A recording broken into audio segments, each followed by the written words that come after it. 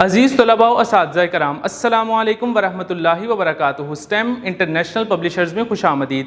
آج ہم کڈز اسلامیات برائے جماعت دوم باب چہارم سیرت طیبہ صلی اللہ علیہ وسلم، جس کا عنوان بڑوں کا ادب ہے۔ ڈیئر اسٹوڈنٹس، آج ہم اس سبق کی مشق کو تفصیلاً حل کریں گے۔ مشق حل کرنے کے لیے آپ سب اپنی اپنی کتاب کھولیے۔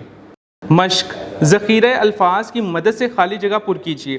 اللہ تعالیٰ نے ہمیں بہت پیار کرنے والے خالی جگہ دیے ہیں۔ درست جواب: رشتے۔ بڑے خوش ہو کر ہمیں خالی جگہ دیتے ہیں۔ درست جواب: دعا۔ بڑوں سے سلام کرنے میں خالی جگہ کرنی چاہیے۔ درست جواب: پہل۔ اسلام نے اساتذہ کا خالی جگہ و احترام کرنے کا درس دیا ہے۔ درست جواب: ادب۔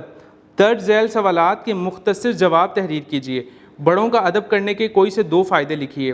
بڑوں کا ادب کرنے سے بڑے ہمیں دعا دیتے ہیں اور اللہ تعالیٰ خوش ہوتا ہے۔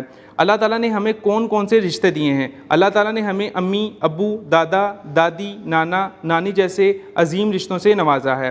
اساتذہ کا ہماری زندگی میں کیا کردار ہے؟ اساتذہ کا ہماری زندگی میں بہت اہم کردار ہے۔ وہ ہمیں نہایت محنت اور توجہ سے پڑھاتے ہیں تاکہ مستقبل میں ہم کامیاب انسان بن سکیں۔ آپ خاتم النبیین صلی اللہ علیہ وسلم کس بات کی تاکید کرتے تھے؟ حضرت محمد رسول اللہ خاتم النبیین صلی اللہ علیہ وسلم ہر ایک کے ساتھ نہایت عزت و احترام کے ساتھ پیش آتے تھے اور دوسروں کو بھی اس بات کی تاکید کرتے تھے۔